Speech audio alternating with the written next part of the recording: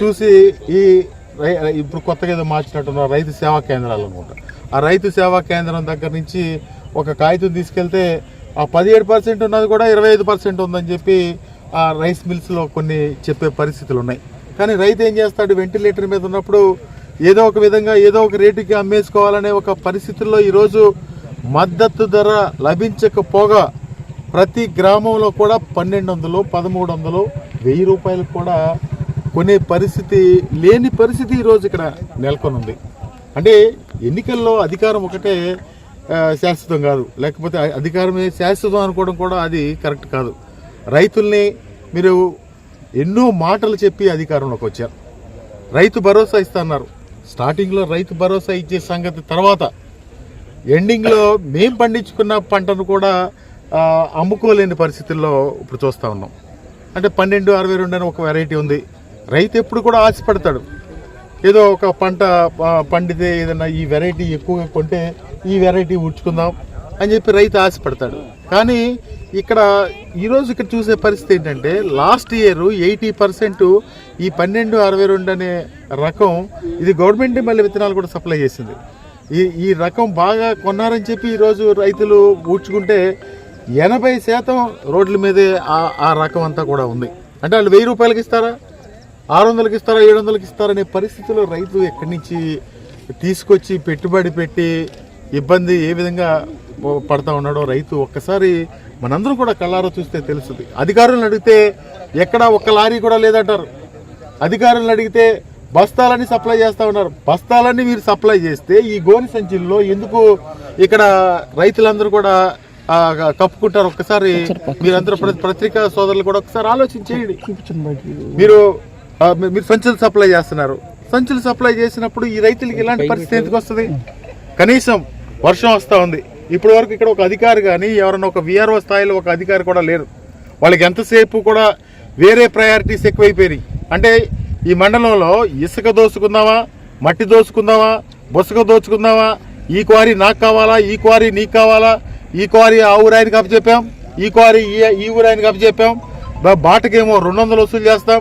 అంటే ఒక 2000 ట్రాక్టర్లు వస్తే ఈ డబ్బులు తీసుకెళ్ళి ఈ బాటకు డబ్బులు తీసుకెళ్ళి ఎవరికి కప్పం కడుతున్నారో అతి త్వరలో తేలుస్తాం.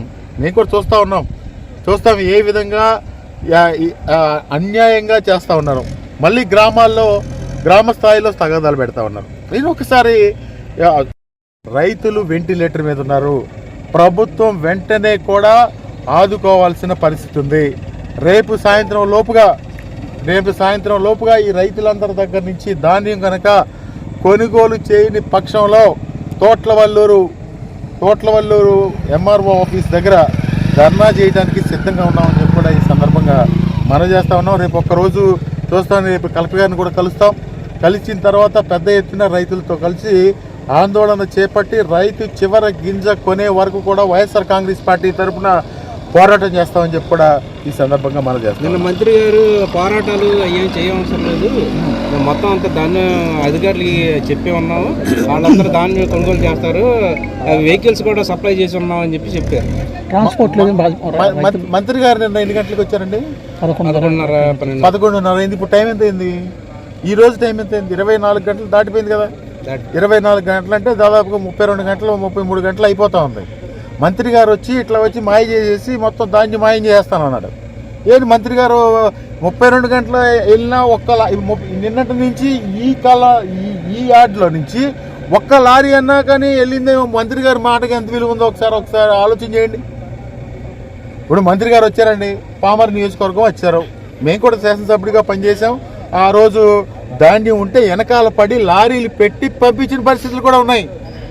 ఈరోజు మంత్రి గారు వచ్చారు. మంత్రి గారు వచ్చి నిన్న రైతు దగ్గర నుంచి ధాన్యం తీసుకెళ్తానన్నారు. 32 గంటలు అయింది. 32 గంటల్లో ఎంతవరకు 32 గంటల్లో 35 గంటలు అయింది. ఇప్పుడు ఈ ఎన్ని లారీలు ఈ యాడ్ నుంచి వెళ్ళి ఒక్కసారి పత్రికా సోదరులు కానీ అధికారులు కానీ చెప్తే మేము వింటాం. రైతు నిన్నటిని వారం 10 రోజుల నుంచి 10 రోజులు అయింది. ఒక్కొక్క చోట కోసి 10 రోజులు అయింది. 10 రోజులు కుటుంబాన్ని వదిలేసి ఇక్కడ ఈ కళాల్లో పడుకుని నేను ఎప్పుడు కూడా ఇంత చరిత్రలో ఎప్పుడు చూడాల ఈ ధాన్యం రైతు ఈ మీదుగా రోడ్డు మీదకి రావడానికి చూశారంట, విజ్ఞప్తి చేశారంట. విజ్ఞప్తి చేస్తే ఆయన ఏమేస్తా అన్నారు, మాయ చేస్తానన్నారా? నేననేది ఏంటంటే, మనం ఎవరైనా మంత్రి గారైనా కైలానీలైనా లేదా ఇంకొకరైనా మనకి ప్రజలు ఇచ్చినటువంటి బాధ్యతని నెరవేర్చాలే తప్ప ఒక అబద్ధం చెప్పడం, అబద్ధానికి ఇంకొక అబద్ధం చెప్పడం అది కరెక్ట్ కాదని చెప్పేది నా ఉద్దేశం. ఇక్కడ అధికారులు కూడా హెచ్చరిస్తా ఉన్నాం, రేపు గనక ఇవన్నీ కూడా రైతులు ధాన్యం గనక ప్రభుత్వం కొనకపోతే ఎల్లుండి అంటే ఈరోజు సండే వస్తుందేమో, సోమవారం నాడు పెద్ద ఎత్తున పామరు నియోజకవర్గంలో ధర్నా చేపట్టడం జరుగుతుందని చెప్పి కూడా ఈ సందర్భంగా తెలియజేస్తాం.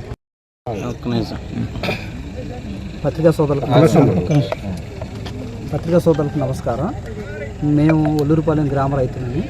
ఈ గ్రామంలో సుమారు 2000 ఎకరాల్లో 1262 అనే కామన్ రకం అంటారు మామూలుగా. 1262 అనేది విత్తనం నాటడం జరిగింది. ఈ విత్తనం వచ్చేసేసి లాస్ట్ ఇయర్ వచ్చేసి పచ్చి ఇలా కళ్ళల్లో మిషన్తో కోత కట్ చేస్తే వెంటనే సేమ్ రేట్ 1625 లాస్ట్ ఇయర్ ఉంటే 1600 తీసుకెళ్ళిపోయారు. ఈ సంవత్సరం కోసి 10 రోజులైనా కానీ గవర్నమెంట్ మిల్లర్స్తో మాట్లాడి మాకు కొనుగోలు చేయటం లేదు. దానివల్ల ఇప్పుడు ఆల్రెడీ మాకు 12%కి వచ్చేసింది. 12% అంటే యాక్చువల్గా 17% గవర్నమెంట్ తీసుకుంటుంది, కానీ మా ఇప్పుడు ఆల్రెడీ 10 రోజులు అయింది కోసేసి, ఇప్పుడు 12% వచ్చింది. దానివల్ల ఎకరానికి 30 బస్తాలు అయ్యాయి, 25 బస్తాలు అవుతుంది. యాక్చువల్గా 30 బస్తాల నుంచి 5 బస్తాలు అక్కడ లాస్ అవుతుంది. ప్లస్ మిల్లర్స్ దగ్గరికి వెళ్తే వాళ్ళు ఏమంటున్నారంటే ఈ 1725కి 1600 ఇస్తారా, 1570కి ఇస్తారా అని అడుగుతున్నారు. ఎందుకంటే తేమ శాతం ఉంది, కానీ వాళ్ళు ఆ యోట్ల మేము ఇది కొనము, మేము ఇది చెప్పలేదు మాకు అని అంటున్నారు. వీళ్ళు ఆర్బీకేలు మేము రైతు సేవా కేంద్రాలని పెట్టారు.